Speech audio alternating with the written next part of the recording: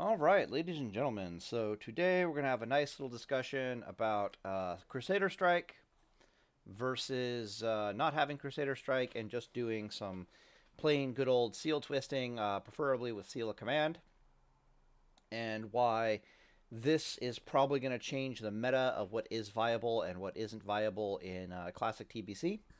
So in Classic TBC, according to the private servers and a bunch of other guides that are going to be talking to you, there's really only two Paladin specs that are viable in PvP, and that would be Holy Shock, that also goes into Ret, and then there's a just a deep Ret Paladin, and then they basically don't talk about anything else.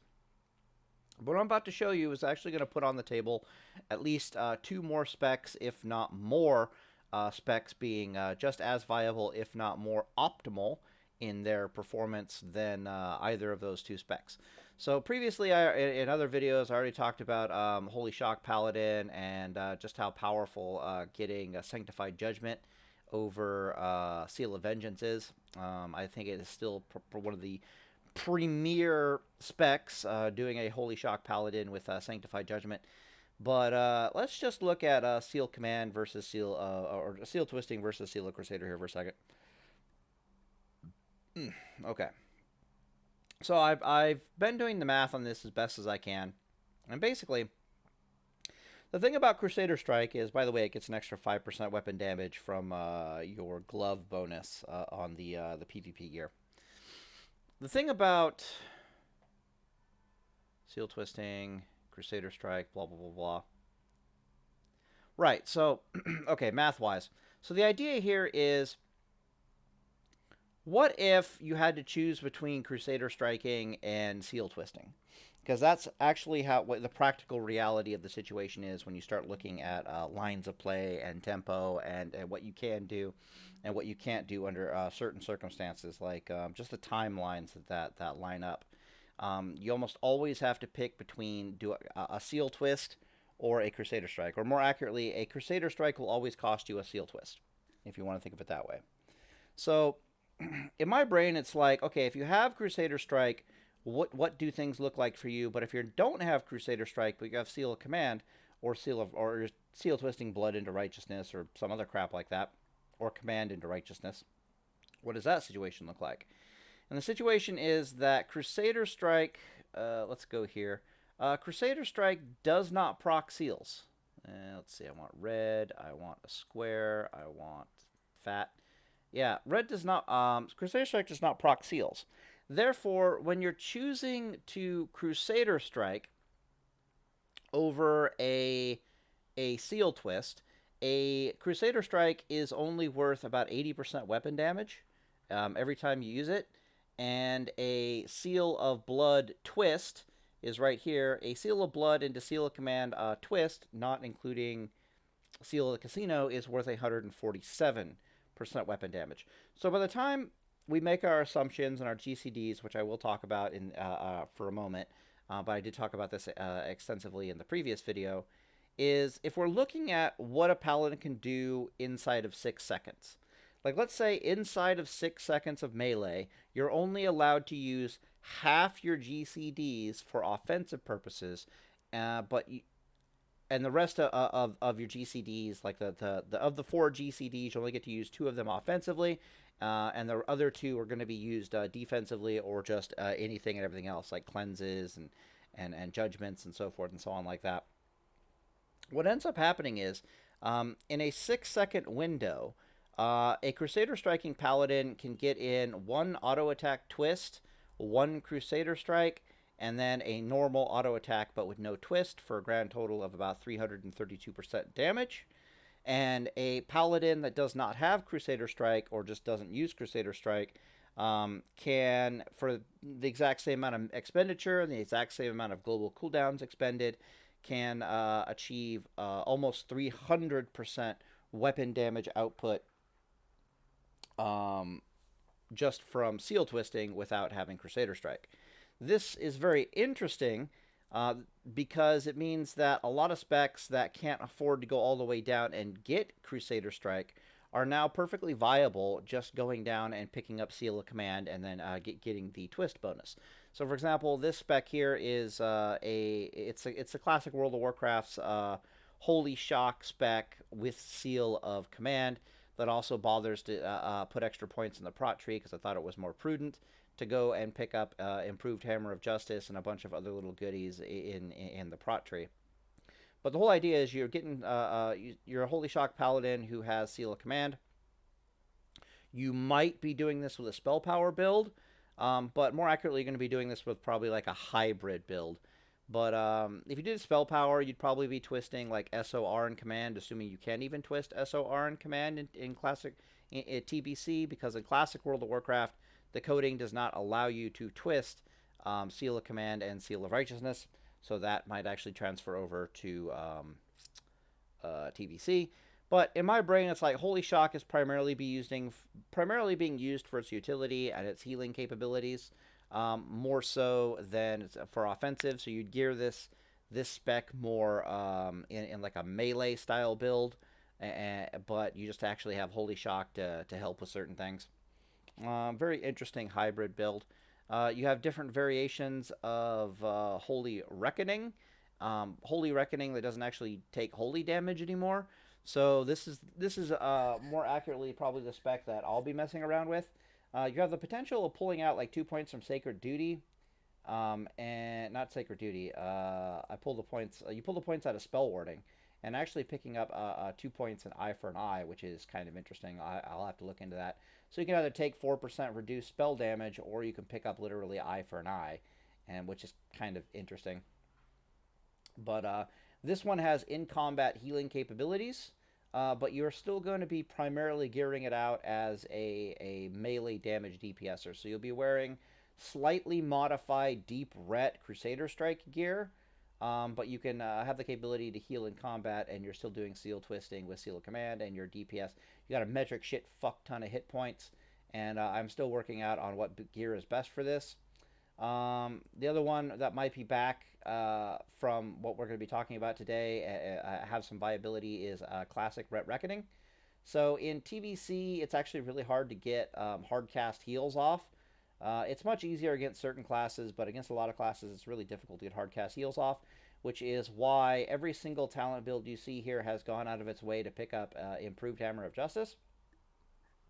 Improved Hammer of Justice ends up having a 35-second cooldown, and it is supremely instrumental to be using your Hammer of Justice to heal yourself. So it's even important on the Holy Shock Paladins that you're using Hammer of Justice to heal yourself. So when you have a 35-second cooldown on your Hammer of Justice, its primary job is to allow you to heal yourself while being able to stay in melee contact with your opponent, / not letting your opponent be able to do anything to interrupt your heals. Therefore, we're kind of healing like old school Ret Reckoning Paladins in classic World of Warcraft in the general. So the Ret Reckoning Paladin is completely sacrificing any spiritual focus. He's not even bothering to get improved concentration aura. He's just focusing on getting as much DPS as possible, and he's going to heal himself off of Hammer of Justice. May or may not have Eye for an Eye again. Actually, you can't strip out the spell wording in this build. Okay, this build's a little tighter. Oh no, wait, you can strip out 2 points here, and then you just pick up Eye for an Eye over here. Yeah, okay, never mind. It's fine. Boop, boop, boop. What else is on the table? Any spec that can get Argent Defender is going for Argent Defender. Argent Defender is the big boy talent in the prot tree, even though the prot tree is just full of goodies. It is absolutely chock full of defensive and potentially offensive goodness. So, okay, let's go back to Crusader Strike. So Crusader Strike gets really interesting because while you're looking at this on paper right now and you're like, okay, Pally time, technically you're going for 2 seal of the casinos in the 2 auto attacks, so this 294% is probably closer to like a 280%. And this 320 over here, which is doing 1 seal of casino, is probably closer to like a 320%. Right, so there's a significant downgrade in the amount of DPS that each one of them is doing, and the gap extends over a little bit. And then you might have statements where it's like, okay, well, the great thing about Crusader Strike is that it's front-loaded, which means that you're not getting one Crusader Strike inside of 6 seconds. You're getting like 2 Crusader Strikes inside of 6 seconds, and blah blah blah blah blah. And I cover some of this in the previous video, and we'll talk about it. But what the hell do I want to talk about here? The one thing that isn't really factored into to not having Crusader Strike here, right? Like on paper, right? Is if you didn't get Crusader Strike, what the fuck else did you get? Right? So one of these builds is like, well, I didn't get Crusader Strike, but I got Holy Shock. Right? Okay, well, that's a DPS increaser. You've also picked up like Improved Hammer of Justice in exchange for Crusader Strike. I'm not sure Deep Ret can go all the way down here at, let's see, that would be like 41 talent points. I only have 60, which means I can only go down here in 10. So in theory, yeah, I guess I can you can go Deep Ret and pick up an Improved Hammer of Justice, but you don't really have the mana to really heal yourself, so it's like you're more using that offensively than defensively. Interesting. Yeah, so you might be saying that, oh, Crusader Strike's performance is actually better for a variety of reasons, but then you start factoring in like, okay, what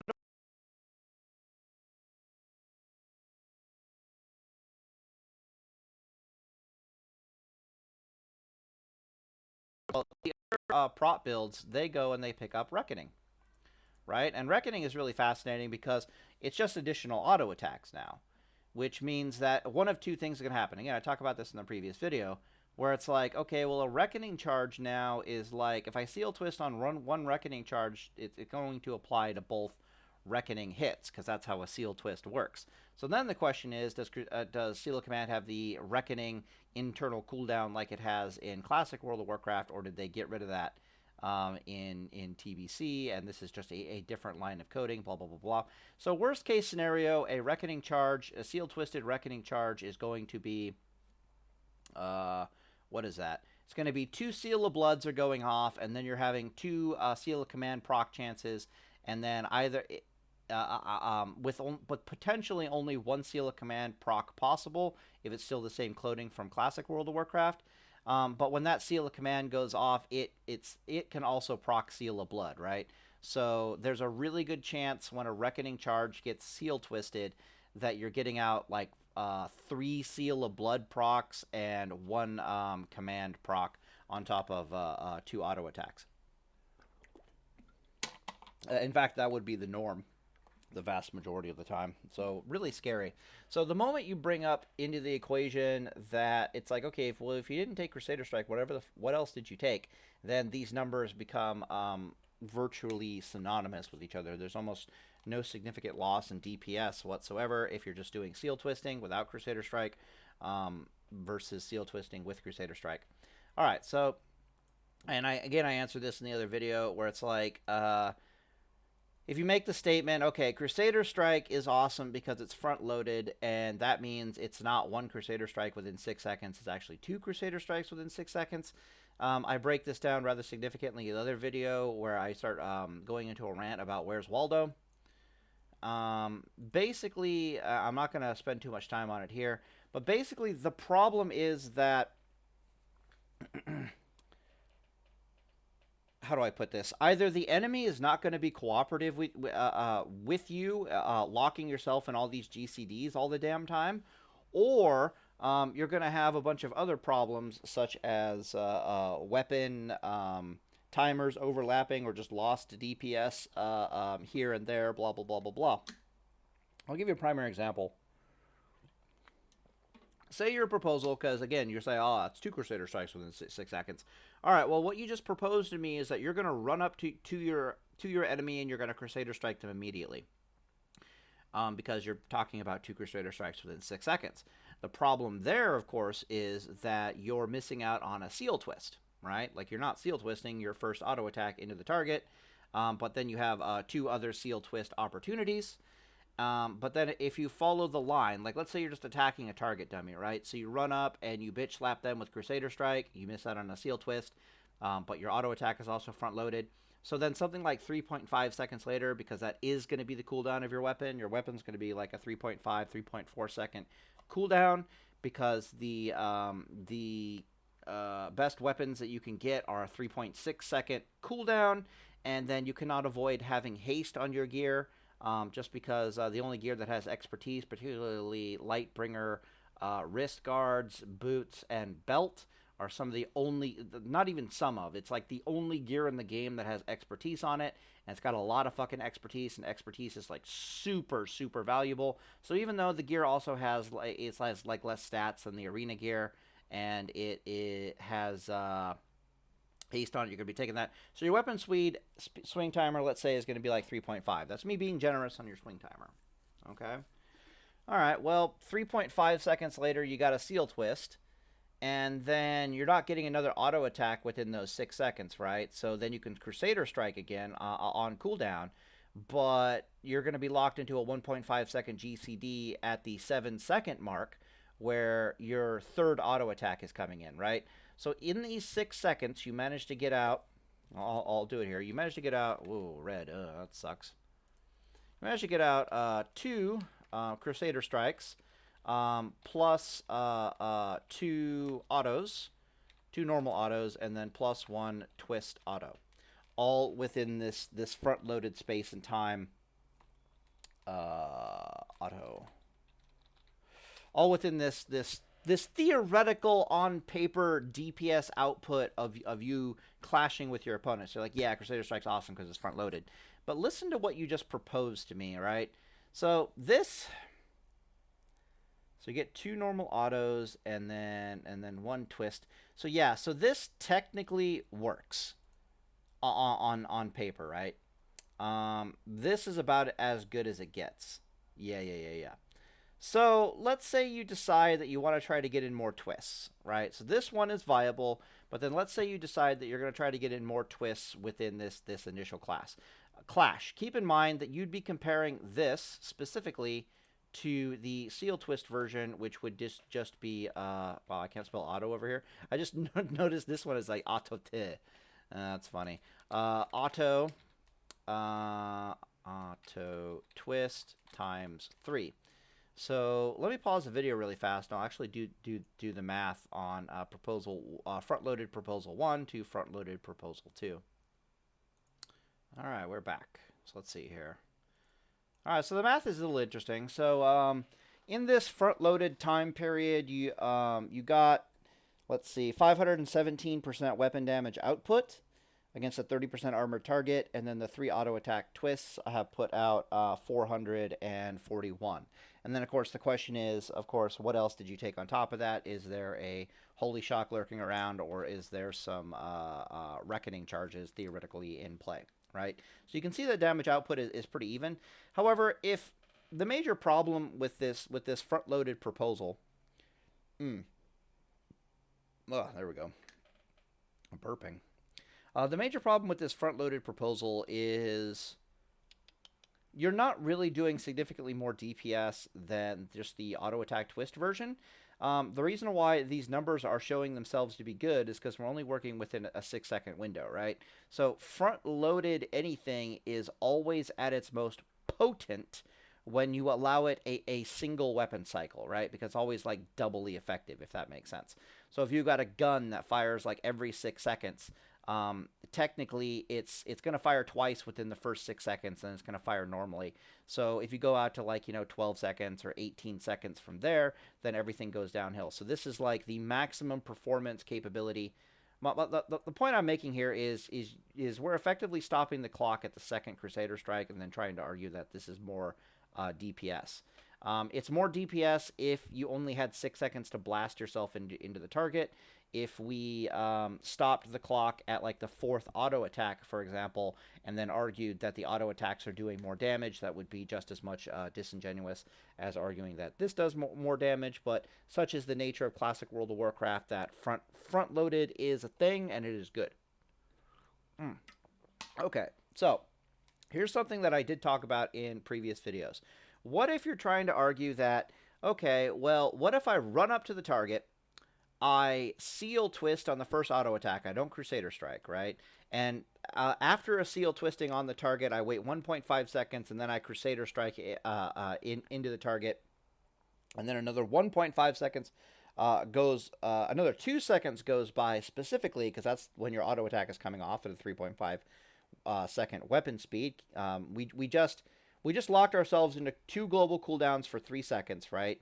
Which means our weapon swing, our next weapon swing is 0.5 seconds away, and of course we're going to seal twist to that one, right? So you're proposing to me that you're going to run up, you're going to twist, and then you're going to Crusader Strike, and then you're going to twist on the next auto again, which you only have about 0.5 seconds to wait before the next auto is coming in and you need to twist.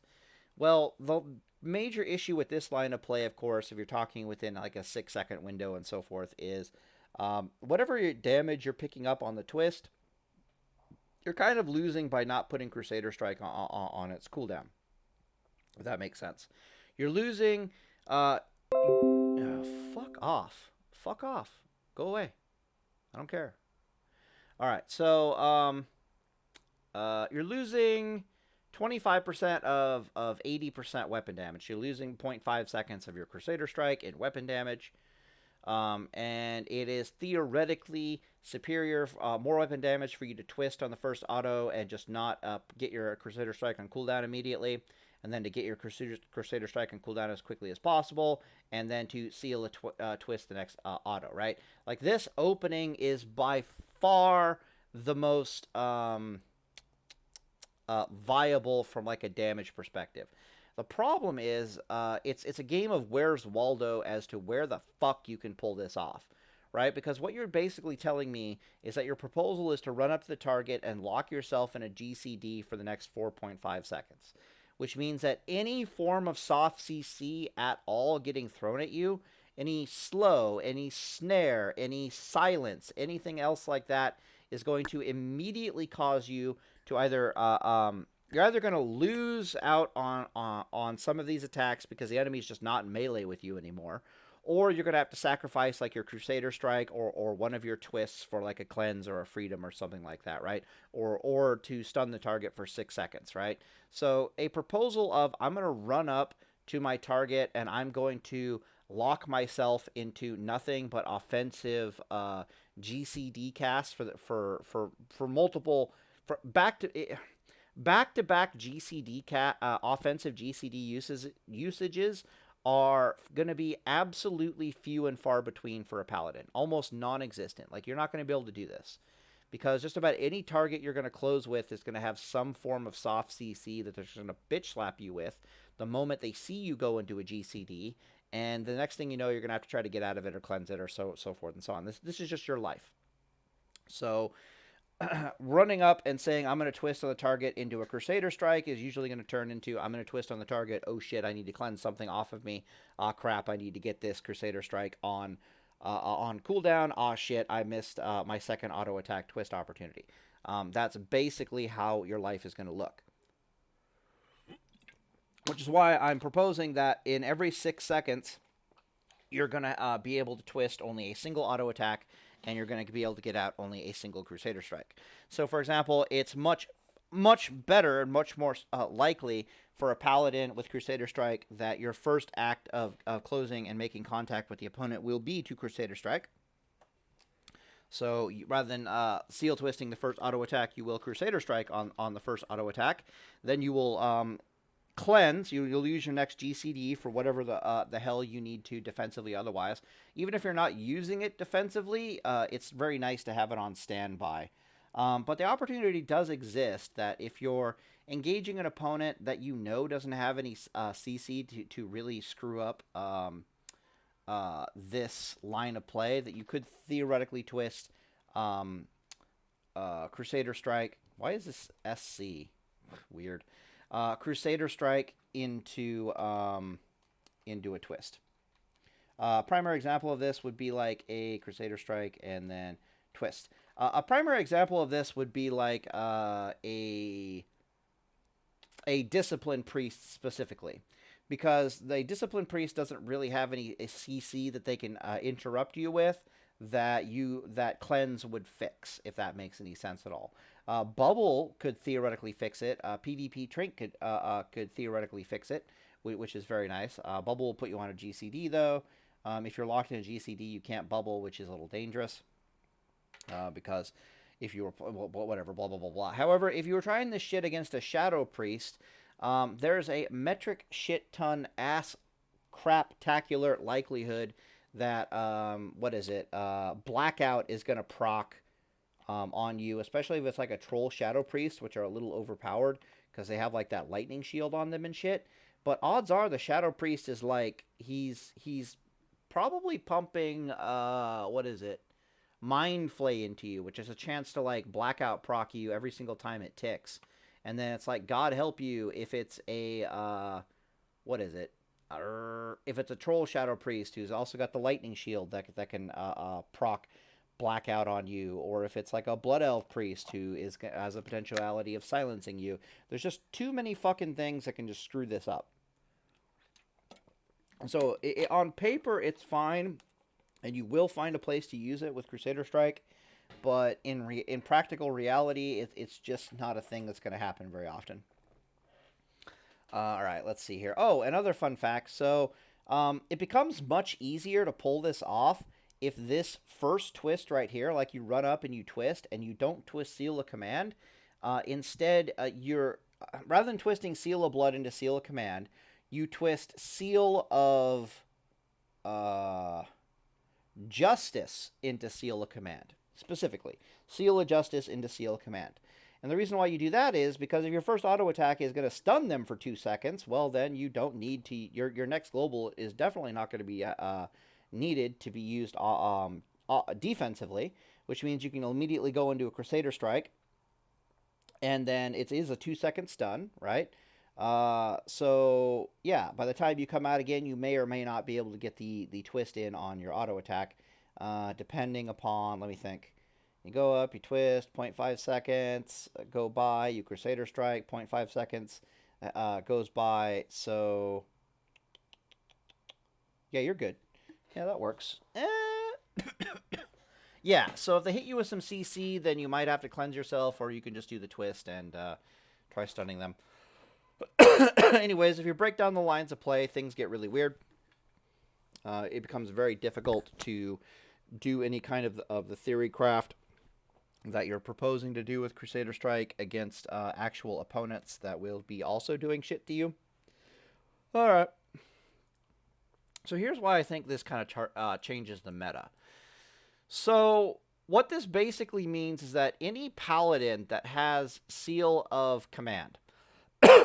Now keep in mind there's all kinds of goodies here in this tree along with Seal of Command, right? So when you come down this tree and you pick up Seal of Command, first off, Benediction is useful to just about any paladin spec, period, because some of the paladin specs, first off, you're proposing Seal Twisting, which means it's nice to reduce the mana. Some of the paladin specs will do judgments, and some of the paladin specs do not have the GCD available to do Seal Twisting and judging at the same time, but the judgings do so little damage that it doesn't really matter. You're better off Seal Twisting anyways. Kind of this weird scenario, and then you just judge damage in wherever applicable. So for example, a defensive cooldown would look like a defensive cooldown. Let me think about this, right? So let's say I decided back over here. Let's say I decided that I was going to run up to my opponent and I was going to Crusader Strike them, and I wasn't going to risk doing a Seal Twist into a Crusader Strike. I'm just going to run up to them, I'm going to Crusader Strike them, and then I'm going to... The downtime I have between my next Seal Twist auto attack, I will hold in reserve for a defensive action, meaning a cleanse, a freedom, a stun, or whatever the hell else I feel is necessary. If my opponent doesn't really do anything to take advantage of, like he doesn't actually hit me with a soft CC, or he doesn't do anything to take advantage of the global I'm putting myself on the moment I close with him, like I didn't get frost shocked or anything inside of a global, or I didn't get snared inside of a global or anything like that, then I might feel perfectly comfortable judging or using that that global that I had reserved for defensive purposes to, oh, look, my opponent's not actually pressuring my global at all. Okay, I'll just use my global for damage instead, kind of a scenario. But I don't even think that works, because you still have to reseal, right? So you judge, you reseal, and then you twist. No, that's fine. It works. Judge, reseal, twist. Yeah, so give it like half a second. See if your opponent's doing anything. And then if it's not doing anything, you just judge into the target. So that works too. So Benediction's good here. But this tree is chock full of goodies. You get Pursuit of Justice, you get Seal of Command, and you get Vindication. We really need to start thinking about Seal of Command as being virtually as good as Seal of the Crusader. Now, it's unclear if it's as good as Seal of the Crusader in the sense that if I'm a spell power paladin trying to seal twist Seal of Righteousness with Seal of Command, does that proc the Seal of Command proc my Seal of Righteousness? Because in classic World of Warcraft, my Seal of Command proc will not proc a Seal of Righteousness if you try to twist them. So if that carries over then and you're trying to do the spell power thing, that might not work too well. But for any other non-spell power based class, picking up Seal of Command and just twisting your auto attacks is actually just as viable as picking up Crusader Strike. And it's technically even more viable because you just can't help but always to have defensive cooldowns ready. So by far the best use of an offensive cooldown is if it is sandwiched in between defensive cooldowns, right? So if I'm if I'm twisting an auto attack and then 1.5 seconds later I have the freedom to cleanse myself, and then I'm twisting an auto attack and then I can cleanse myself, and then I'm twisting and then I'm cleansing myself, or I can twist 1.5 seconds later, stun the target. Okay, we're happy. Or twist 1.5 seconds later, I can freedom myself. We're very used to this in classic World of Warcraft, right? In classic World of Warcraft, we have very few GCDs. So if we ever get like slowed or rooted in place inside of a GCD, we're very comfortable just waiting out the global cooldown time limit and then casting a spell. Where offensive time usages begin to have problems is if you're proposing to use them back to back. So if you're like, I'm going to Crusader Strike and then judge. I'm going to Crusader Strike and then I'm going to stun my target. That technically works because that's a Crusader Strike and then a defensive use of a GCD, right? I'm trying to think about, is it judging? Yeah, so let's say your proposal is that I'm going to run up to the target, I'm going to twist, I'm going to immediately judge into them, and then I'm going to reseal. That wouldn't work. However, you could run up to your target, twist on them, 1.5 seconds later, judge into the target, and cleanse yourself simultaneously, or cast freedom simultaneously, and then re-adopt the seal later. But at that point, you're losing the twist opportunity on your second auto attack because you can't just put up a twist for your auto attack and then immediately twist it again, right? So because you're on a GCD. So by far its best use is if offensive GCD usages are sandwiched in between the potential of defensive GCD usages, which may or may not, which can then prompt judgment opportunities.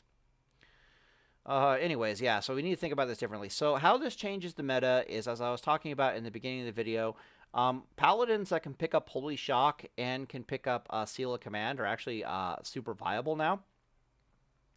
I don't know how the gearing works with this at all, because in theory you want to pick up spell damage for your Holy Shock, but in reality you're probably better off picking up some plus healing gear for your Holy Shock, because the plus healing gear in TBC also comes with spell damage on it, as opposed and on top of plus healing. So at that point, it's like, well, it becomes super nice. Oh, wow, this is going to get really complicated. So, okay, bear with me here. There's a lot of moving pieces to what I'm trying to say theorycraft wise.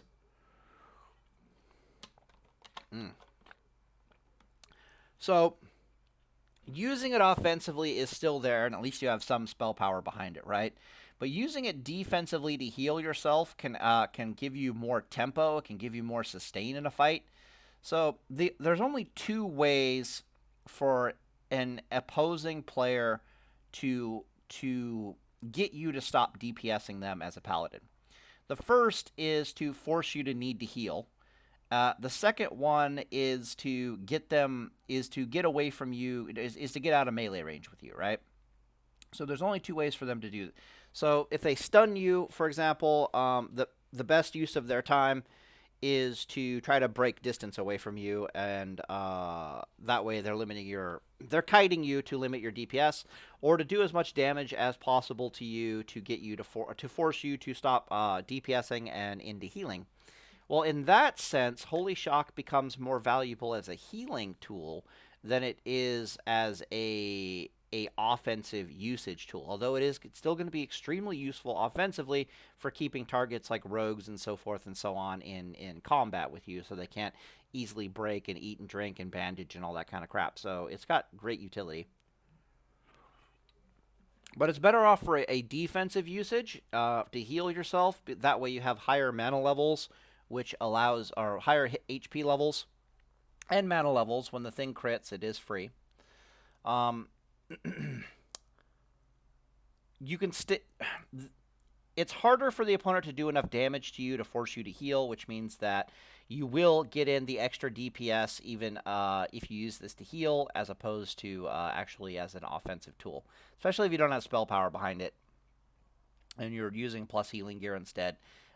Very good to use defensively. The HP gain will inevitably turn into a DPS gain, so you might as well just do it that way. As far as gearing is concerned, things are really interesting. So the other thing that I found really fascinating with Paladin gearing in TBC is when I discovered that you can put any gem you want in any slot. It doesn't have to be a red gem, doesn't have to be yellow, it doesn't have to be the color or whatever variation of its color. You lose the socket bonus if you put the wrong color gem in the slot, but the socket bonuses are so negligible the vast majority of the time that you might as well just give them the little finger and gem however you please. And I'm starting to be a huge fan of like pure MP5 gems in sockets in PvP gear, like no matter what. Like you just put MP5 in your fucking gear, and the next thing you know, you suddenly have mana to start doing things.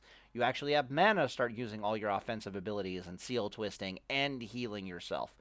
And I tried Spirit, didn't work too well, but yeah, so just socketing straight up MP5 is very interesting. Right, so in this build, how I would think about it theoretically is picking up Holy Shock does give you some validity to having 2 or 3 pieces of plus healing gear on your class. You're still going to want the strength, stamina, intellect, 4-piece gear at a minimum PvP set. Specifically everything but the gloves, because the gloves are a Crusader Strike damage bonus, and they're absolutely fucking useless for you. Specifically to get Hammer of Justice down to 35 seconds. Again, the primary usage of Hammer of Justice in TBC is going to be to heal yourself, or to go in for a kill, right? It's got multiple utility, just like Holy Shock can suddenly be turned into an offensive spell, especially in conjunction with Hammer of Justice, to try to pop your opponent. You'd primarily be gearing this class. Well, there's 2 options, right? You could try to go for a spell power melee hybrid build. So your 2-handed weapon would be melee DPS. But at the same time, I do have 5 out of 5 in Seal of Righteousness here. And if you're allowed to Seal Twist, Command, and Righteousness, that's pretty damn awesome. If you're forced to Seal Twist Blood and Righteousness, that's a little less awesome, but it's theoretically viable to pick up some spell power. You're rolling around with your Judgments of Righteousnesses, your Holy Shocks, and then you're trying to get your Seal Twisting in when and where you can. That's going to be a little GCD intensive, though, to try to use Seal, to try to get your Judgments off with your Righteousness and your Crusader Strikes off on cooldown, and at the same time try to get some Seal Twists in there. You can probably do it, but there's going to be some DPS loss in there somewhere, because something's not going to have the time to do what it needs to do, right? It's like, oh, I need to Seal Twist here. I can't afford to Justice right now, or oh, I need to. It's the exact same thing we saw with Crusader Strike, right? Where we were proposing to open up with a twist. It's like, yeah, I'm going to open up with a twist, and then I'm a Crusader Strike, and that lines up nicely. And it's, yeah, but you're technically losing DPS on your Crusader Strike just because there wasn't really time to use it. Or you run up to combat, into combat, and you're like, oh, I'm going to Crusader Strike first, then I'm going to twist on the next auto, then I'm going to Crusader Strike on cooldown at the mark, but then that 6-second mark twist or Crusader Strike doesn't let you twist on the next auto. It's like something starts breaking down when you put too much stress on your autos, which starts getting really interesting because I've heard tell that haste gear, bear with me here, haste gear actually reduces the cooldown of your GCD in Burning Crusade. Can't really 100% confirm that yet. But if it does, then that kind of brings up the validity of haste gear. And haste gear starts scaling with certain things more than other things. So it's like, okay, well, that's potentially interesting. Very hard to find haste gear with intellect on it. The hunter gear has got stamina. Let's pull it up here. All right, yeah, sure, why not? Yeah. So you got Swift Steel and its different variants, which have melee haste, strength, and stam, but no intellect, which is, again, a #1 reason why I'm thinking that us putting metric shit tons of MP5 gear, MP5 sockets in our gear is going to be a big fucking deal, because then it allows us to pick up things. It allows us to have a shallow pool of mana to play with, but we still have really good sustainability nonetheless, just because of all the MP5 that we have. So we don't technically need intellect on our gear if we're gemming MP5 to supplement. So gear like the Pillager's Gauntlets here, which are like strength, stamina, fuck off, increase your haste rating by 2.4%, and then your hit rating, that's pretty good. There's also some Swift Steel. The hunter-based mail gear that you get from PvE has got melee haste, attack power, agi, and int, as well as stamina. Attack power is not so great because it doesn't synergize with Blessing of Kings or the 5 points in...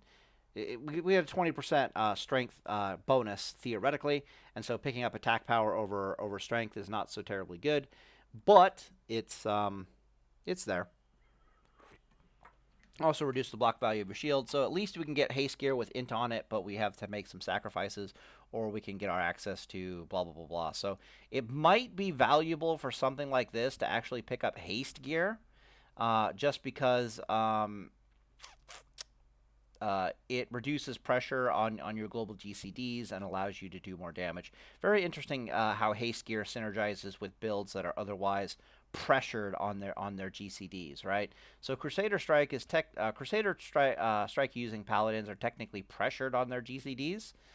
Therefore, they can't really maximize the usefulness of Double Twisting and Crusader Striking and having to use defensive cooldowns simultaneously. However, if they started hitting certain thresholds of haste rating on their gear, they could probably get the job done. Like, it starts alleviating the pressure on your GCDs, and the next thing you know, you can start Seal Twisting and Crusader Striking almost every opportunity that you have, which would be really interesting. But of course, you give up in other areas as well. Okay. So this build, very interesting. Might be able to do a holy style with it, like a holy melee hybrid. Literally like Holy Reckoning in classic World of Warcraft, except you're picking up little pieces of healing gear, and you've put on like metric fuck tons of MP5, and haste might be involved, and it's just... there might be multiple versions of this build, and it'll be really interesting to see exactly how it optimizes out. Purely theoretical at this point, but if it was just a melee spec, right? Like let's be disingenuous here and say that if we just use this purely as a melee spec, and then we're just using Holy Shock to heal ourselves, this is actually pretty damn good.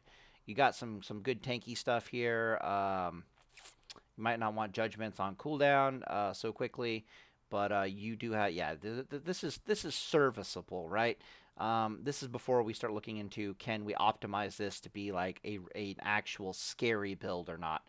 But then we go over to like something like the build that I'm planning on using, which is Argent Defender. There's a lot to love here.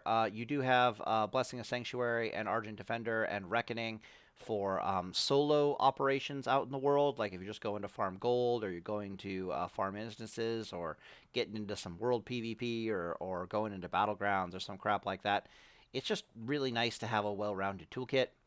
One of the things I love about Holy Reckoning Classic World of Warcraft, I never feel like I got the tools to do anything. I got the tools to heal in raids. I got the tools to do dungeons. I got the tools to farm gold, AoE farm style. I got the tools to be a healer. It's just I can do anything I want, and this build kind of does the exact same thing.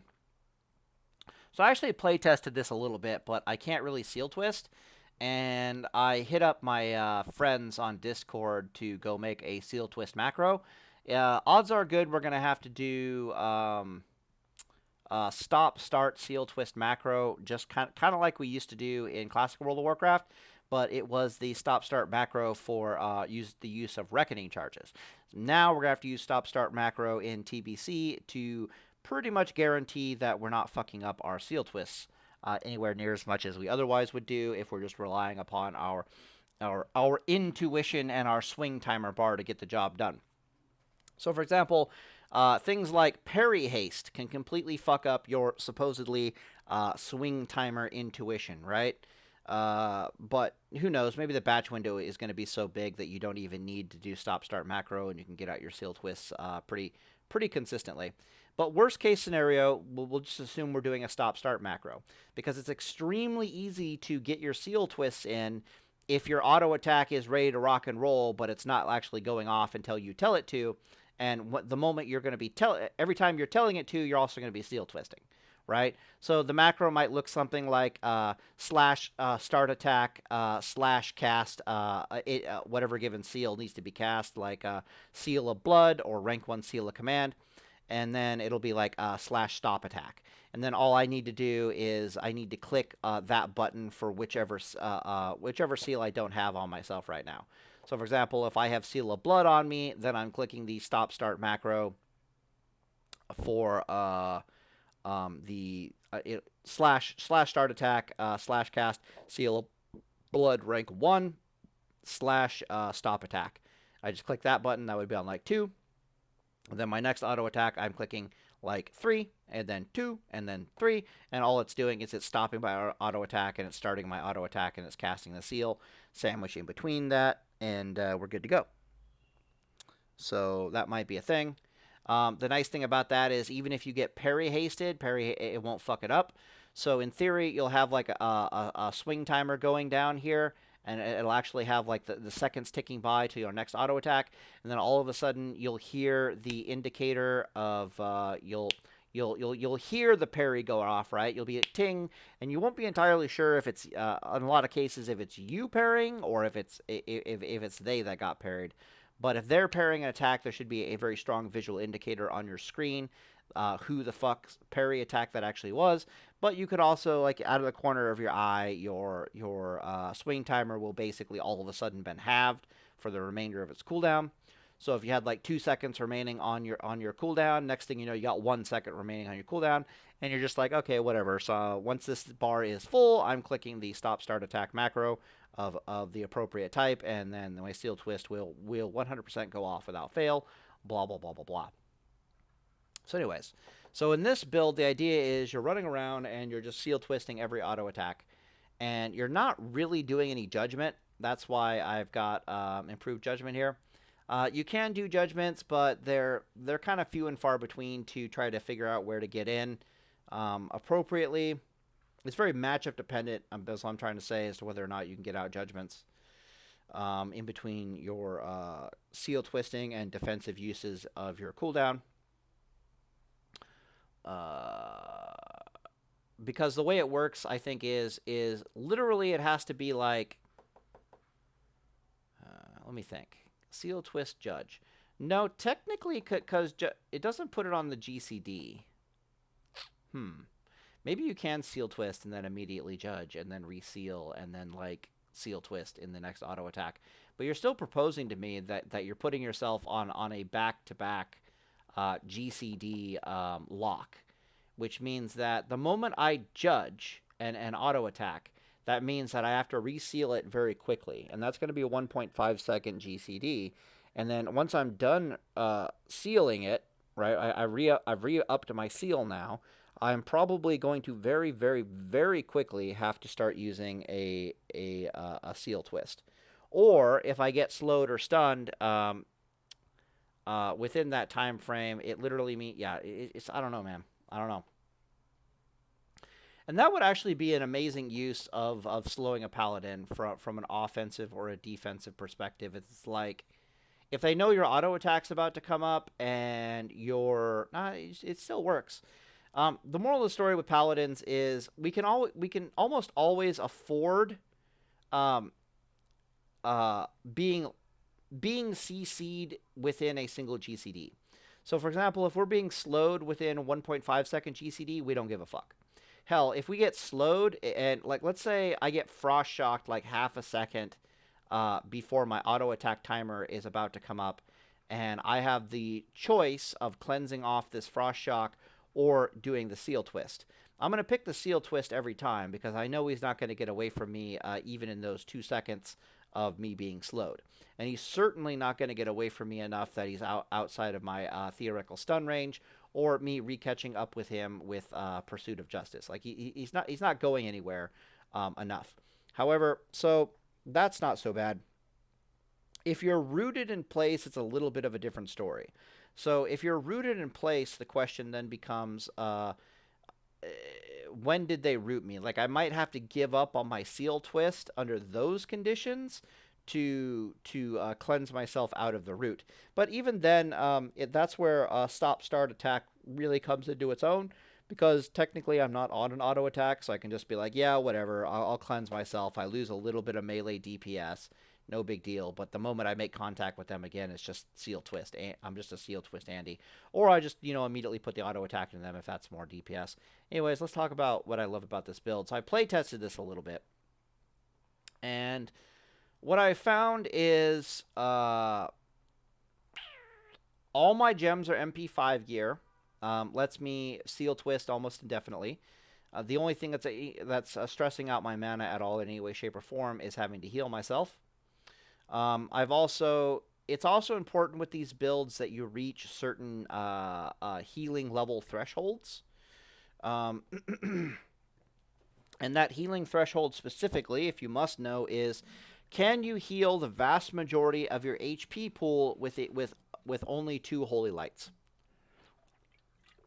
Be that with your free critical divine healing favor 2 holy lights, or be that with just 2 holy lights in general. And the reason why it's important to be able to heal yourself virtually to full within the confines of 2 holy lights is paladins can afford to do 2 holy lights back to back, right? Like, we stun the target for 6 seconds, and then we go holy light, holy light. And the reason why that works is there's actually a stun animation that has to happen. So when it's not really spell batching is what I'm trying to point out here. So even if spell batching goes away, this is still going to kind of be a thing, where when you click Hammer of Justice, there's a delay before Hammer of Justice goes out, because the Paladin has to perform this, like, melee attack animation. So there's, like, this 0.2 seconds of delay before Hammer of Justice actually goes off. And in most cases, it's that way in private servers, too. So, like, you'll Hammer of Justice, like, a mage, for example, right as they're blinking, and the mage will blink away and then immediately get stunned because there's this damn animation that Hammer of Justice has to go through. So your Hammer of Justicing, for example, and if this isn't good enough in classic in TBC, like, we can't get away with what I'm about to describe. So how do I put this? On some classic WoW private servers, we could not Hammer of Justice stun and then get off 2 holy lights, because there was no batching delay, or they didn't need the stun would be, like, immediate. There wasn't any animation delay or anything like that. And what would happen is you're basically proposing that you're going to lock yourself in a GCD and then get off 5 seconds of holy light cast inside that 6-second stun. So it's going to take you 6.5 seconds to try to get off 2 holy lights. Like, they're gonna come out of it and, like, instantly earth shock or silence you, and not let you get off those 2 holy lights. Worst case scenario, we'll pick up some spell haste gear. Specifically, we'll get like some plus healing gear. Because that synergizes pretty well. Plus healing gear that also has like spell haste on it, and we'll get our spell haste to the optimal level to where we're actually allowed to get off 2 holy lights inside of this Hammer of Justice. But for now, I just want you to assume that you're able to get off 2 holy lights back to back inside of a Hammer of Justice stun, and your break point on your healing gear is going to be, can you heal damn near to full, like 80% of your life in total, aka 40% life per holy light heal, and can you get both of those heals inside of the Hammer of Justice stun? Because if you can't do that, then there's no point in you having all these hit points. So I'll give you a primary example. Let's say you have 10k hit points, and you fucked up your Holy Light, and your Holy Light can only heal you for 30% of your health bar, right? Well, what this means is, actually, let me make sure that, yeah. So your Holy Lights are healing for like 3k, right? What this means is, if you drop down to like 20% life, and you decide that you're going to stun and try to heal the target, you're only going to be able to heal yourself with those 2 Holy Lights for back up to like 80%. And then you're not going to be able to heal again for a long fucking time until you have your Justice stun up again, right? Theoretically, it's going to be within the next 35 seconds. Now, keep in mind, all these fucking builds that I'm currently proposing have the 35-second stun because it is that important in TBC to be used to healing yourself. So despite the fact that we're still taking shit like 3 out of 3 improved concentration aura on top of spiritual focus, giving us a monstrous... despite the fact that we could just stop and heal anytime we want to, if we have to, that is primarily very useful against casters.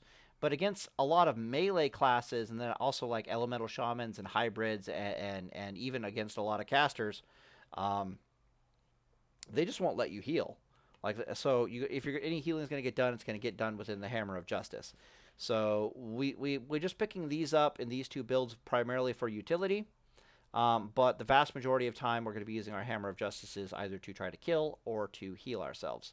Which means our healing threshold should center around a Hammer of Justice and trying to get off these 2 Holy Lights. Anyways, so if we fucked up with our Holy Light threshold and our Holy Light is only healing for 30% of our life each, this means that if I'm like super low life, which is what I really like to do with Argent Defender, right? Like, this is a big part of Argent Defender play, is you don't stun your target and start healing yourself with Argent Defender until you're like 5% life. You're like 10% life or below, because Argent Defender just makes you so goddamn tanky. So at that point, if I fucked up my healing and I'm only healing for like 3,000 mana each, I'll only shoot back up to like 6,000 life out of my 10k hit points, right? To 60% life, 65 specifically. And then the question becomes, well, if you couldn't heal yourself to full within those windows that you can heal yourself, why the fuck do you have this monstrous hit bar, this hit point pool? There's no point in like 20% of your hit point pool under the vast majority of circumstances, because you just can't heal yourself to full. So it becomes significantly important in these builds, especially the more hybrid style. We're actually going to try to get some heals in here and there to actually go for big heals over just about any other factor. Keep in mind, I'm not saying taking plus healing gear. So what I've found is that rather than having like Blessing of Might on yourself, which is a really big loss if we don't have Blessing of Might on ourselves, or having Blessing of Kings on ourselves, which just kind of amplifies the problem of, okay, now we're really not able to heal this giant hit point pool, so what's the point? What's actually really nice to have on ourselves, and you could argue that we have Blessing of Sanctuary. Blessing of Sanctuary is going to be absolutely amazing under some PvP circumstances. Highly suggest you use it against certain opponents, rogues, for example, or warriors, for example, especially combined with Argent Defender. The vast majority of circumstances, the best blessing for some of these hybrid builds is going to be Blessing of Light, especially with the libram of that increases it. The reason for this is, and the private servers I think have this a little wrong, So in classic World of Warcraft, when you put on Blessing of Light, to my knowledge at least, like it says things like increase your Holy Light healing by up to 400. And then you go and you start casting a Holy Light, and lo and behold, it increases your Holy Light healing by literally 400. So why I bothered to say up to 400, I don't know, but I guess it's assuming that you might be downranking or some shit like that. But then you go over to Flash of Light, and it'll say like increase the amount you heal by Flash of Light by like 140 or some shit like that. And if you're using a max rank Flash of Light, it is like 140. Yes, indeed, you do. Or maybe it's, yeah, so it's not spell power is what I'm saying. Blah, blah, blah, blah, blah. I went and I play tested it, and even if I don't really have any plus healing gear on my Paladin, Blessing of Light with the Libram is increasing my healing capability by 40%.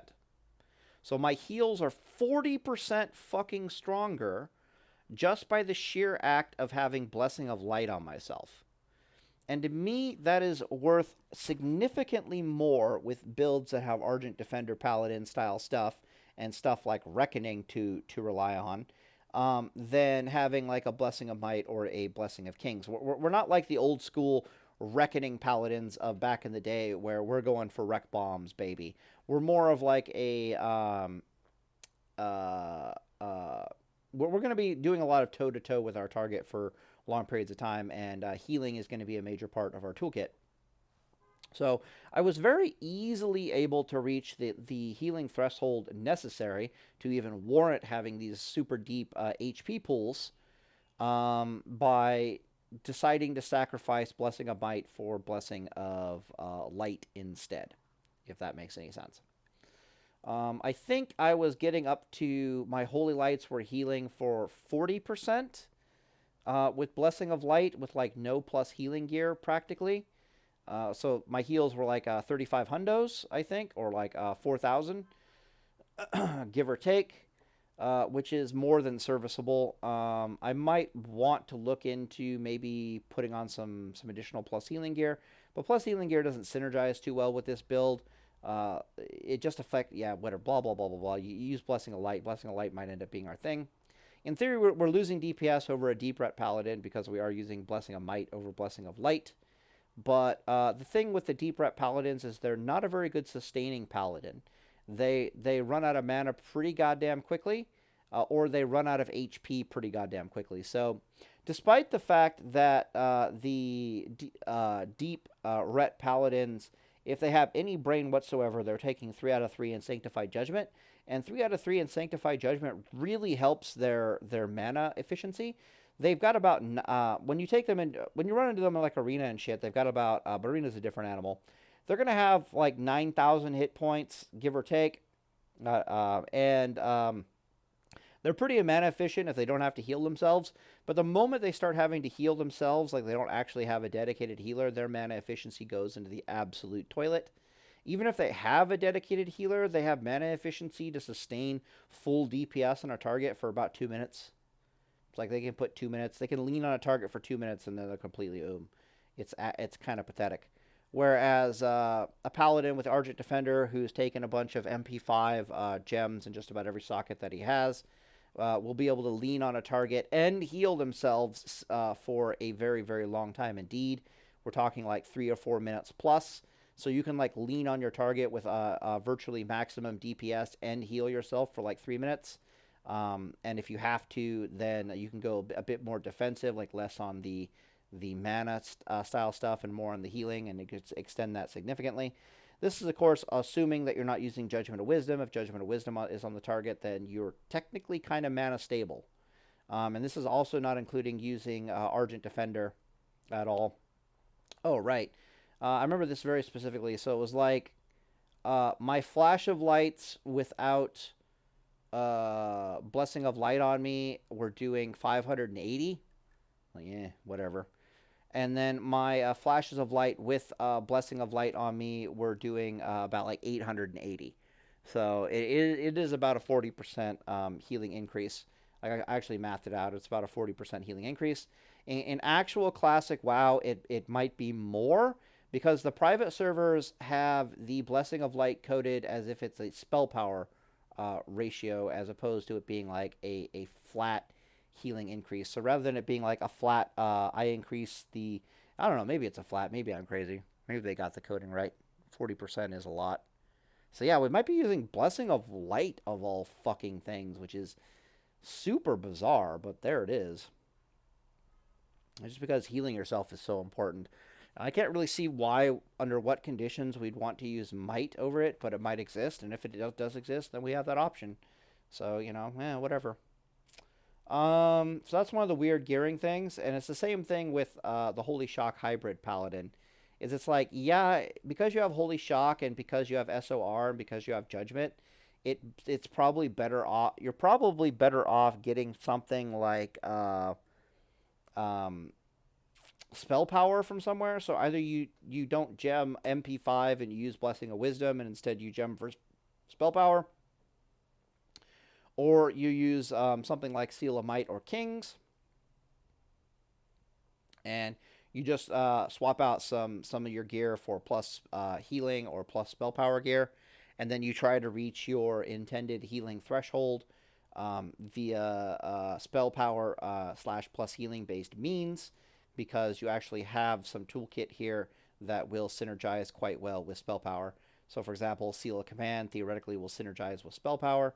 Seal of Righteous will synergize with spell power. Judgment of Righteousness will synergize with spell power. Holy Shock will synergize with spell power.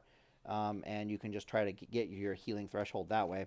But the healing threshold that I've at this point identified is that first off, it's do we have enough spell haste or not to actually get off 2 holy lights within a Hammer of Justice. That's assuming we even need to get any spell haste to get off 2 holy lights inside of a Hammer of Justice. Then the question becomes: is our healing powerful enough that within those 2 holy lights that we're able to heal ourselves virtually to full? Can we heal damn near 80% of our HP total within these 2 holy lights that we've generated that we're generating for ourselves every 6 seconds? I mean, in our 6 second stun. Otherwise, there's no point in having such a large health pool if we're unable to heal it to full very efficiently. This also kind of goes for like, this also ends up being a bit of a DPS increase if you think about it. Well, it's DPS. It sounds weird to try to use a Blessing of Light or fucking spell power gear on paladins that are supposed to be like Reckoning paladins or like holy or variant 1 Reckoning paladin or variant 2 Reckoning paladin, and it's like but it always comes back full circle to actually being that increases your DPS. This is how fucked up this theory crafting is, right? So it's like, what is it worth that when I come out of healing, like this spec right here, it can only heal off of its Hammer of Justices. It's not really going to have healing capability outside of the 6 seconds. So then the question becomes, it's like, okay, well, if your holy lights at a base level, if you don't have any plus healing gear on you whatsoever, heal yourself for 25% of your life. Okay, that just assume this. They heal 25% of your fucking life. Okay? I'll make sure I'm still recording here just in case. Yeah. So they heal 25% of your life. All right? If this guy just was like full YOLO and he was like, I'm going Blessing of Might, and at the same time I'm going no plus spell power gear whatsoever, no spell haste whatsoever, God help him, right? Like he can't even, like we're at this point we're assuming that you can get off 2 holy lights still in a Hammer of Justice, kind of like you can do in classic World of Warcraft, but we're not entirely sure if that's due to spell batching or if that's due to this weird little animation that Hammer of Justice goes through before it actually goes off. So you click the button, it starts its cooldown, but then there's this weird animation that goes off before the target actually gets stunned, which, it's like 0.2 seconds or some shit like that. It's actually probably longer than that. Your character virtually jumps in the air and throws a hammer at the target. Maybe I'm being disingenuous. Maybe it's like 0.3 seconds or some shit like that. So worst case scenario, he decided he didn't want enough of the haste rating to even be able to get off 2 of these damn holy lights. So he's stuck doing a single holy light and a flash of light. Well, I can tell you exactly how much that's gonna fucking heal. That's gonna heal for 3,000 hit points of like your 10,000 hit points, right? Congratulations, you healed 30% of your life in your stun. So if you stun if you stun the target at like 5% life, which is where you really want to be stunning the target, you're going to be either just barely in or just barely out of Argent Defender, which is actually, now that I'm thinking about it, not a really bad idea. Because at least you're not healing yourself outside of Argent Defender mode in this particular proposal, right? But it still sucks that you have like this 10k theoretical HP bar, and in the only place in time you got to actually heal in it is, you only healed up to you only healed yourself for 30% of your life. Like, whoop-de fucking do. Meanwhile, if you didn't have Blessing of Might on and you had Blessing of Light on, and you could theoretically use one of your defensive cooldowns to swap out Blessing of Might for Blessing of Light in anticipation of having to heal. So, for example, you see yourself dropping into like 30% life, and once you're at 30% life, you're immediately looking to figure out where you can switch over to Blessing of Light. Right, like, okay, well, my GCD isn't supremely stressed out. There should be a window of opportunity here for me to switch over to Blessing of Light. You're losing a judgment, but it's going to be totally worth it.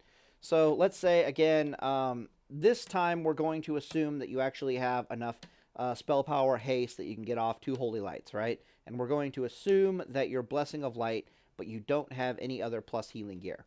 Although the source of spell power haste more than likely is in association with plus healing gear. So, God help us, it is what it is, right? At this particular point, there's going to be a 40% increase in your heal. So, rather than it being like 25% in the 2 holy lights, it's going to be 50%. My bad. It's 20 rather than 25% from 1 holy light. It's going to be 50% in the 2 holy lights, and then that isn't being increased by 40%, so 20% on top of that. So you're doing a 70% heal. So at this point, if you drop down to 10% life, at least you can shoot back up to 80% life. Not super ideal, but preferably we would like to heal to full.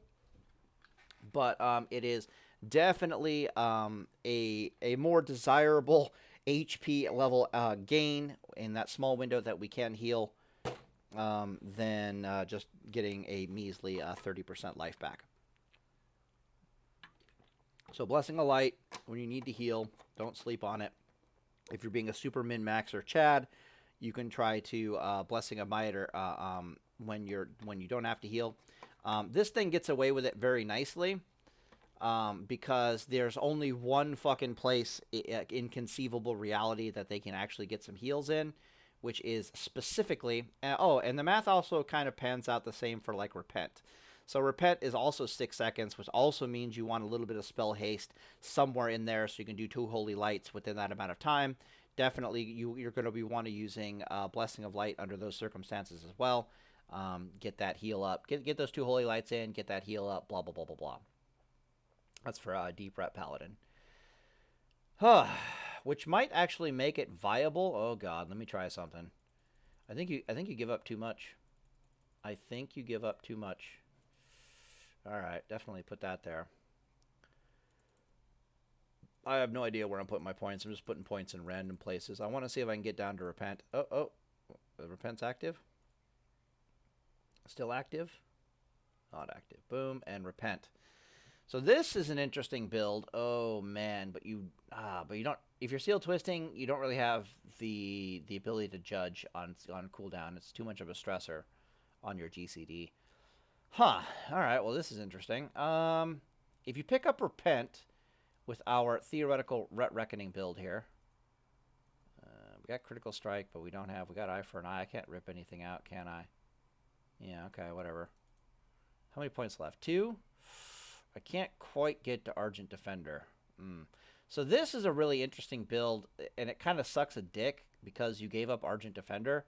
But in theory, you get to heal off of your 35-second stuns, and you get to heal off of your repent. But you know, one, your heals are less effective because one, that's a metric shit ton of mana to be throwing on your heals, right? So it's like, yeah, I can heal the shit out of myself, but that's a metric shit ton of mana. What was the other build here? We start. Oh, you piece of shit! I don't know why it does that if you click too fast sometimes. Paladin. Anyways, I'll just keep talking. We'll go look over here. I suppose the Reckoning build. So on this build, since I have in-combat healing capability, like at any point in time, I can just stop and like do a flash of light or stop and do a holy light. You know, I don't have any pushback issues. If the enemy wants to start kiting me, it's a really good time to start trying to cast a heal to try to get a heal in. This build is highly suggested that it will be using a Blessing of Light almost 100% of the time, all the time. The only thing I would suggest, even consider switching Blessing of Light out for would be Blessing of Sanctuary. Very matchup specific.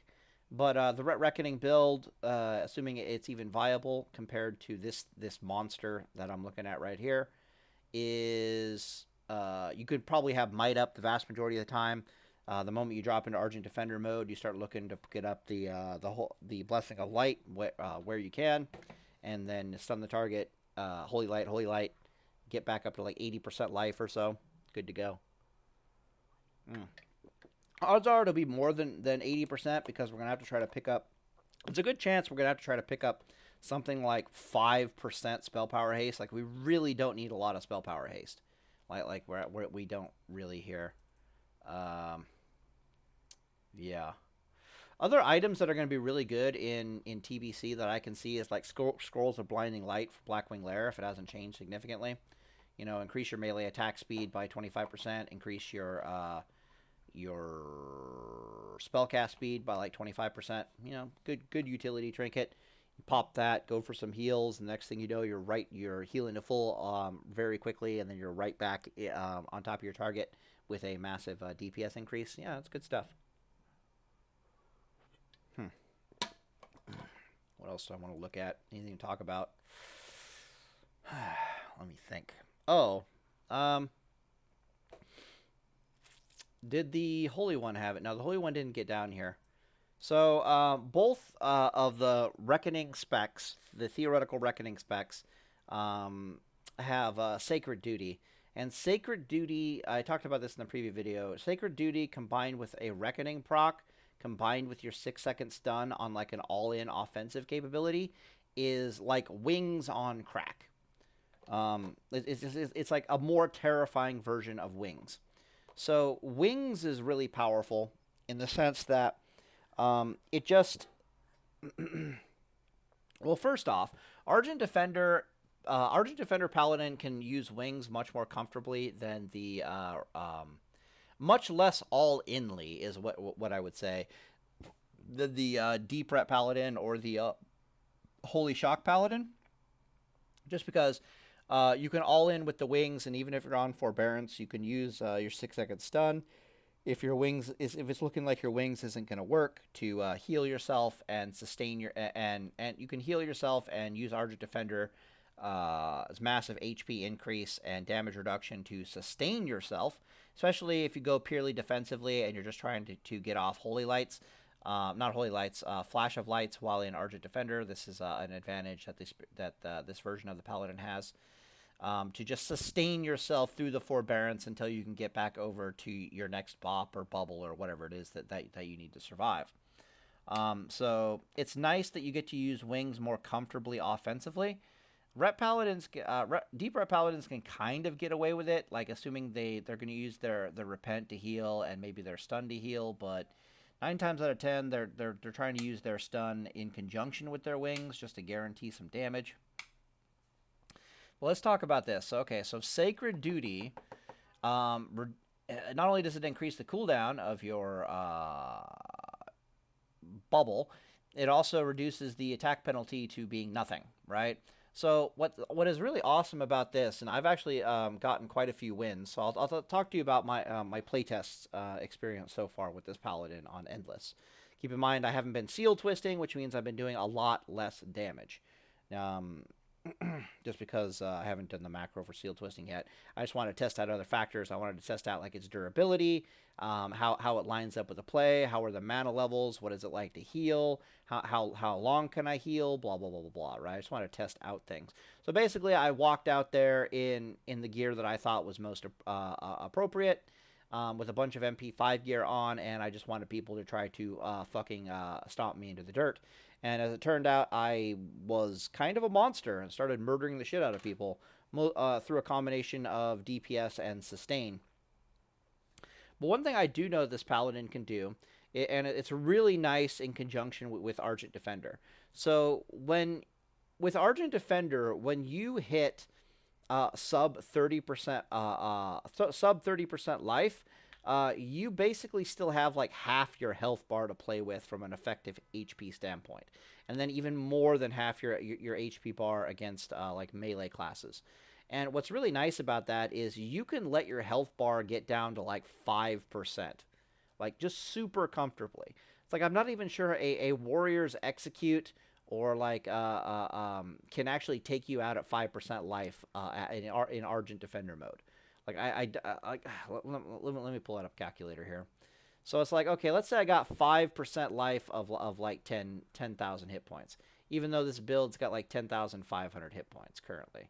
So yeah, we'll just do 10,500 hit points, and I want 0.0, I want 5% of that, right? So I have 520 hit points to my fucking name. Okay, and I'm proposing that I can survive and execute. It's like, Palatine, you're fucking crazy.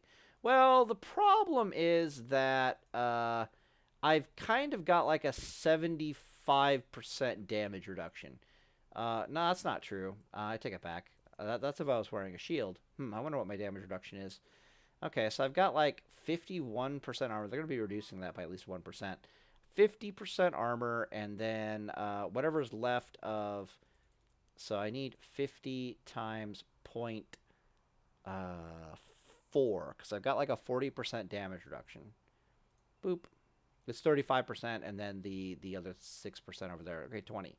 So I'm at a 70% damage reduction, which I really don't know how to do the math on that. So we were like at 525, and then I got to multiply this by something like 3.5 or some shit like that to... Yeah, so that execute better be able to do like almost 2,000 damage to like an unarmored target. Right? Like that better be how much damage that execute can do. So maybe I die at 5% life, but I live at 6. So you can let your health bar drop stupidly fucking low with Argent Defender, right? So follow me on this one. All right, I forgot to factor in Blessing of Sanctuary. Blessing of Sanctuary also is pretty terrifying under these conditions. So what you can do is you can let your HP bar drop stupidly fucking low before you Sacred Duty, or before you bubble. And then what happens from your opponent's perspective is this lets you get more and more damage on your opponent, like more and more chip damage for your all-in. What the hell is that? And then what happens is suddenly you bubble, and they're expecting one of two things.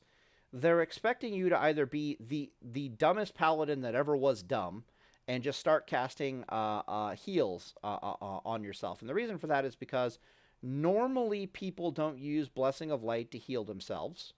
Normally people don't have... the point is their Holy Lights heal for 25%, which means if I'm almost dead, that means I need 4 Holy Lights, which means I need to be healing myself for damn near 10 seconds out of like my 12-second bubble, right? So it's going to be very common that they're going to bubble, they're going to chase the target for like maybe 2 seconds, and then they have to spend the next 10 seconds doing nothing but casting Holy Lights to get their health back up to full. This is what they're used to seeing from something like a deep rep paladin, or just about any paladin that doesn't have spell power on them, right? That's what they're used to seeing. Then the other thing that the other paladin can do is they could just use they could go all in on the bubble and just try to use the bubble for some DPS, and then potentially, you know, stun the target at the end of it for 6 seconds, and they're just all in trying to kill them despite the fact that they've only got like 5% life. But in truth, from a melee DPS standpoint, they only get 6 seconds of melee DPS out of out of bubble, and then another 6 seconds of DPS out of the stun. So they only got about 20 seconds worth of melee DPS to really try to get the job done. Sacred Duty, on the other hand, gives you like an extra 6 seconds, right? So it's like a 50% increase in the amount of melee DPS time you can generate from this combo. This combo is already deadly in classic World of Warcraft, right? This combo it's already deadly enough to go all in with a bubble followed by a justice stun. But once you get this one is just 50% more deadly. And 50% increase in deadliness might as well be like a 300% increase in deadliness, because that's how increasers in deadliness work, right? It's like talking about the difference between a 3-charge Wreck Bomb versus a 4-charge Wreck Bomb in classic World of Warcraft. A 3-charge Wreck Bomb doesn't kill any fucking thing, and a 4-charge Wreck Bomb could theoretically start killing every fucking thing, right? So so when we're talking about a 50% increase in non-CCable DPS on target, that's pretty fucking terrifying. On top of that, there's usually like a really good chance that Reckoning procced, and this is super deadly against rogues if they don't have the ability to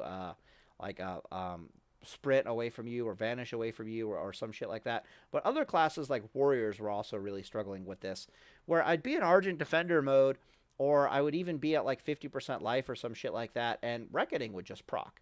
And then usually what would happen is the opponent would see that a Reckoning proc has occurred, and then they hit me with some CC, right? Like they try to fear me or they try to stun me or something, because like, I'm going to try to time out that Reckoning charge. And then what you do is you just pop bubble, and then you just go all in on the Reckoning charge. And you can be all in on the Reckoning charge at 5% life, or you could be all in on the Reckoning charge at 30% life, or you can be all in on the Reckoning charge at 50% life. But you're using that bubble to protect your Reckoning charge. And then we end up with like shit like this. So I was doing like 800 damage per swing against targets. Like let's say it's like a clothy target, for example. A normal paladin, like a deep ret paladin, they do closer to like 1,000 damage on the swing. So you can see that we're doing significantly less damage on the swing because of gearing differences, and because we're usually using a seal of or Blessing of Light. You could very quickly, under these conditions, like you can go over to a seal of Might in here and increase this by a bit. But we're just going to say we do about 800 damage to the target. I got to times that by like, 0.35 for like a seal of blood. So we're doing like, what was that? Like 1,050 or some crap like that. Like 1,030. And then, no, wait, I can do this. It's 145% weapon damage, right? So it's like this times 145. 1.47. That's what it was. Does that sound about right? No, Seal of Blood is doing that on its own. That can't be right. Whatever. Seal of Blood, Seal of Command, blah, blah, blah, blah. Yada, yada, yada. Let's say I'm doing like 1,300 damage. No, that was right. I'm right here. 1 second. 800 times 1.47. So that's 147%. I'm trying to figure out what my seal twisting DPS would be under these conditions. If I go back over to wherever the hell we were before. Where's our math? Right here. Yeah, go fuck yourself. A seal twist is worth 147% normal weapon damage. So yeah, this should be right. So we're doing close to, we'll say, like 1,200 weapon damage per auto attack. And our auto attacks are coming down at like 3.5 weapon speed or some crap like that. Okay, so we're going to have 12 seconds in the bubble plus 6 seconds of stun equals 18 seconds. Divide that by 3.5. And you can see that we're getting in about 5 auto attacks. And we have Reckoning Charge is going to be available for something like at least 2, maybe even 3 of those auto attacks potentially. But, for the sake of RNGesus, we'll just say 2. So we're going to get in 7 fucking auto attacks in that space and time at like 1200 damage, HP damage to the target. The target is almost fucking annihilated within our burst combo. So if this opponent had any kind of chip damage on him whatsoever, he's absolutely fucking obliterated inside of this bubble stun combo. Like, he is dead many, many, many times over. Right? Especially since within this combo we can use every GCD that we have is an offensive GCD. Right? We can judge damage into the target. We can what is the other thing that we can do? We can put up Blessing of Might on ourselves because we're all in on this, right? So this number will be substantially increased. It'll probably be closer to like 9,000 hit points or some shit. But then he might dodge, so maybe it's better to say that, yeah, it's about 8,000 damage. But the guy is still super fucking dead. And the reason why he's super fucking dead is we just went toe-to-toe with them for a long period of time. Right? Like, we just went toe-to-toe with them for a long period of time, getting as much chip damage on them as possible before we're finally forced to bubble and theoretically heal ourselves. But instead, we're bubbling and we're all in on this Reckoning charge that we happen to get. So the situation might be that, okay, whatever, I might be at like 50% life against like a warrior or a Reckoning Paladin would be another really good example. And my thought process is, I might bubble and go all in if I get a wreck charge here. And then if you don't get a wreck charge, you just bubble and heal yourself. You're like, okay, well, I can't kill him if I bubble all in, so I'll just heal myself. No big deal. But if you do get the wreck charge somewhere in this vicinity, then the option is on the table to bubble and theoretically go all in. And that is actually quite sexy. Good thing to take note of. What else do I want to talk about? Nothing too terribly interesting. So I guess the big takeaway from this video is just the math. And it is that whether you're picking up Seal of Command, or Crusader, or you're doing anything else as a two-handed Paladin and you're going to be seal twisting, right? Your DPS is going to be either objectively superior to, or I always should say combat performance is going to be, maybe not combat performance. Your DPS is going to be objectively superior to the Crusader Strike Paladin, or it's going to be virtually identical. The only thing I can see that Crusader Strike is really giving you is it's giving you better all-in burst potential, right? So if your target is stunned or CC'd in any way, shape, or form, then you as a Crusader Striking Paladin can use like just about every auto attack becomes a twist. Just about every Crusader Strike is on cooldown.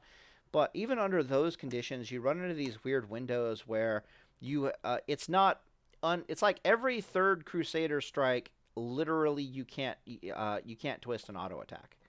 Like that's literally just how it is. It's like, okay, my option is either to Crusader Strike here on cooldown, or to twist on an auto attack and then lose 1.5 seconds of cooldown on the Crusader Strike. And things just get kind of interesting and weird. And it's also hard to do with inside the 6 seconds. So it gets much easier to do inside of like 8 seconds, or inside of 9 seconds, like 2 Justice Stuns, or a single Justice Stun and a Arcane Torrent, and then possibly another Arcane Torrent from their Blood Elf source. Things are just interesting. So, moral of the story is, I think the community is tunnel visioning way too much on how good Crusader Strike is, and the simple fact that seal twisting even exists means that Crusader Strike is actually not all that good. Definitely worth picking up if you've gone deep enough down into the ret tree, but if you're not going deep enough into the ret tree, all you have to do is go pick up Seal of Command and you're good to go. And then also, there's other Paladin builds that you don't even have to go here for Seal of Command, right? You can just use Blood and Righteousness, for example, and go Spell Power and still Seal Twist that off. The big problem with the Seal Twisting meta, however, is that it really works. You really need slow weapons. So, Spell Power gear, like the Spell Power weapons, there's really only two. Oh boy, let me think about this for a second. do I put this? Let's say you were a pure holy damage, holy shock paladin, right?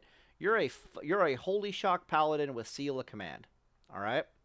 And your gear is like just pure spell power, and your plan is that you're going to use a seal of righteousness, and that you're going to twist, you're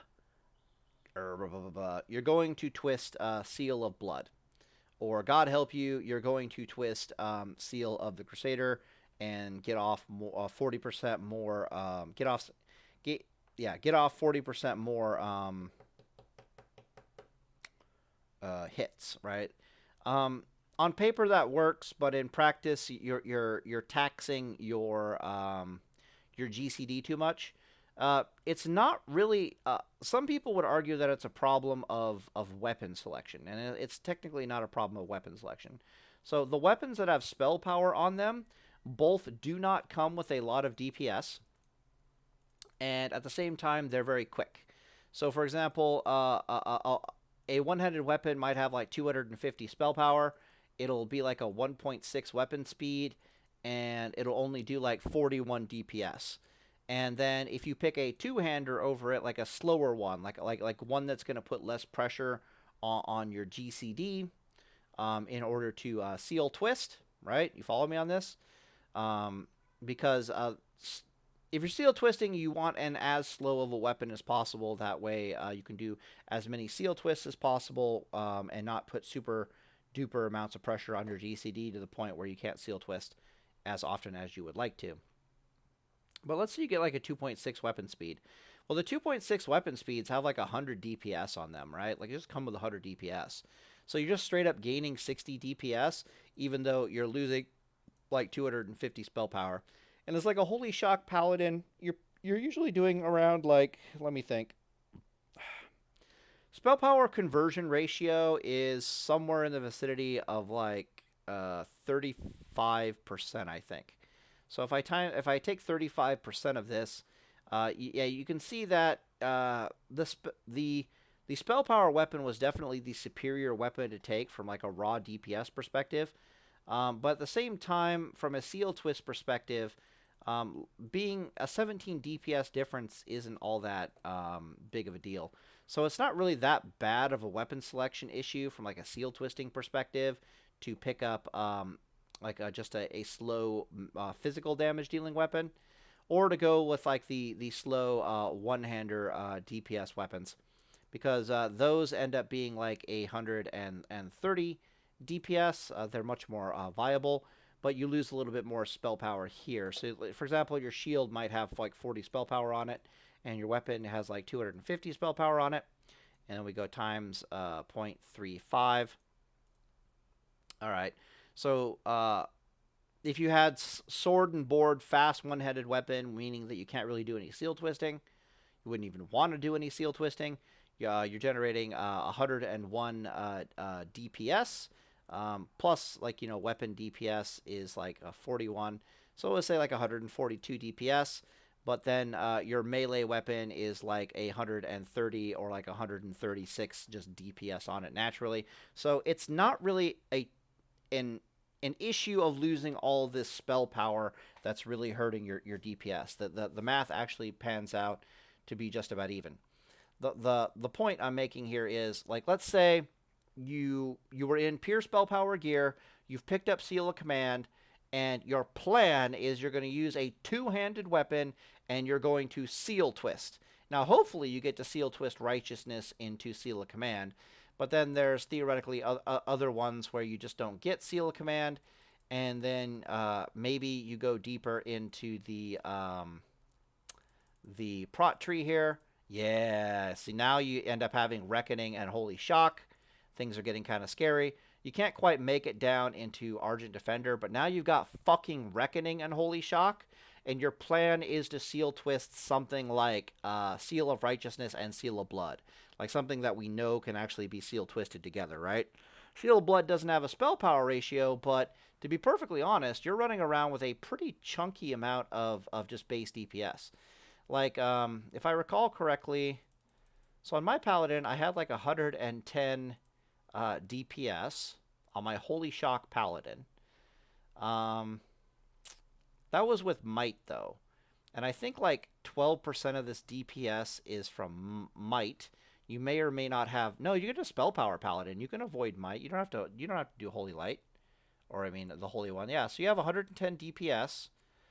And I need to minus this by 41 because we're using a different weapon. But then I need to add like 136 because, again, we're using a different weapon.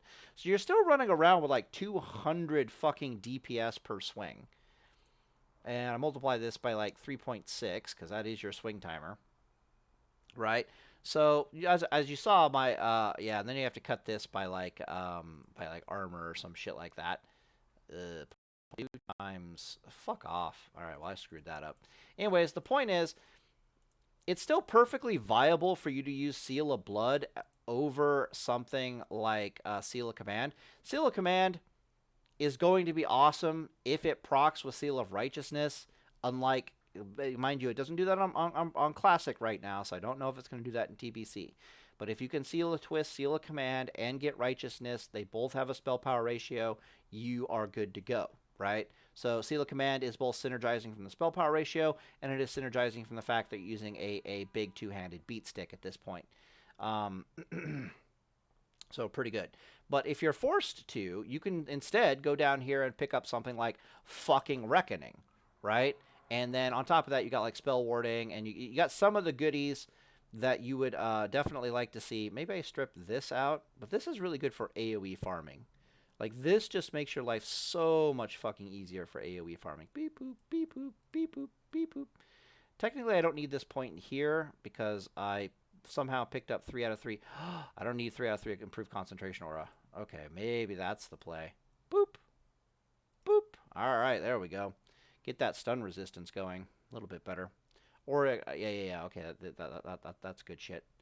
I could probably put this someplace else, too. These... Fuck yeah. There we go. Why am I stupid? All right, here we go. That's some good stuff. Ladies and gentlemen, I think we found another Paladin monster build. Give me a second to drink some water here. Hell yeah, this is a sexy Paladin. I don't know what to call this. Is this the new Holy Reckoning Paladin? Yeah, I think this is the new Holy Reckoning Paladin. So anyways, the point... Long story short, what's basically happening is I made a video a little while ago where I talk about how in Classic World of Warcraft we have 9 viable PvP specs, and then we move into TBC and suddenly we only got, the community is telling us we've only got 2 viable PvP specs, and they're technically a meme, each of them.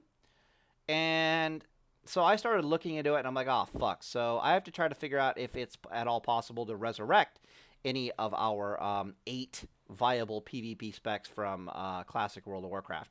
So the sheer fact that we can seal twist certain abilities like Blood or Command and blah, blah, blah, blah, blah, and we're not really losing a significant amount of DPS is actually bringing back to life these other specs that died in Classic World of Warcraft and are technically probably going to make them monster versions of Paladin in TBC.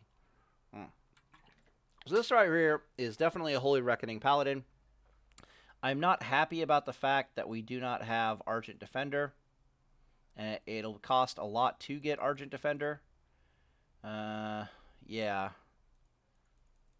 it's costing a lot to get Argent Defender over here. Not so good. Where? Oh, where? Do I just put him here? I really don't want to put points in here. Please don't. I put points in here. That's right. Boop, and then like strip one out here. Boop, boop. There we go. So, what's to love about this build? Well, this build is saying fuck Seal of Command because Seal of Command does not proc with Righteousness, right? If Seal of Command does proc with Righteousness, then you're probably very viable to try to work your way down into this tree and pick up all the goodies right here, right? Get Pursuit of Justice, get improved Seal of Command, get Seal of Command, get Vindication, maybe try to pick up Eye for an Eye, blah, blah, blah, blah, blah, right?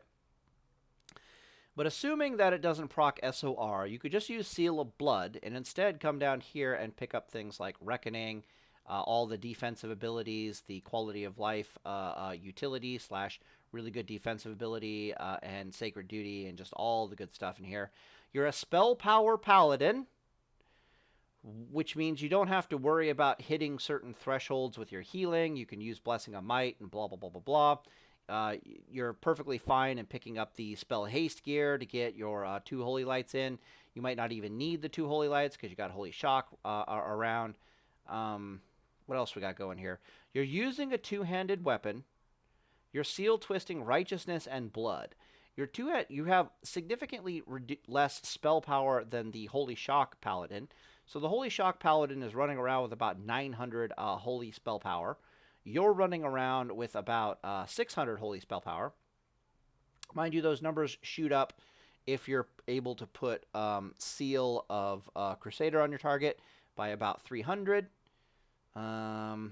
So it's more of a 1200 spell power versus a 900 spell power.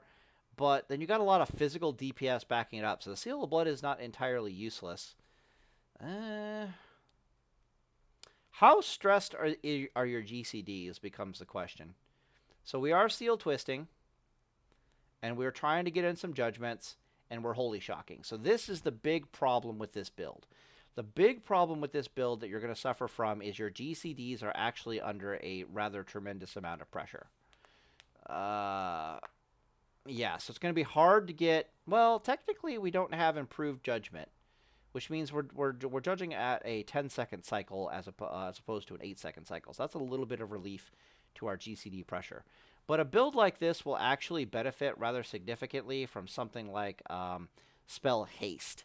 A little bit of Spell Haste just to help relieve the GCD pressure, or Melee Haste to help relieve the GCD pressure. I'm not entirely sure the Seal of Twisting is Spell Haste or if it's Melee Haste. Hard to say, honestly. I know something like Crusader Strike, it probably operates off of Melee Haste. So it'll be interesting to see if the, quote, Seal Twisting counts as a Spell Haste effect, or if it's like a Melee Haste effect kind of a scenario. Anyways, I'll have to look into this. I wonder what the optimization looks like. Anyways, I'm going to end the video here. Day is full, boys.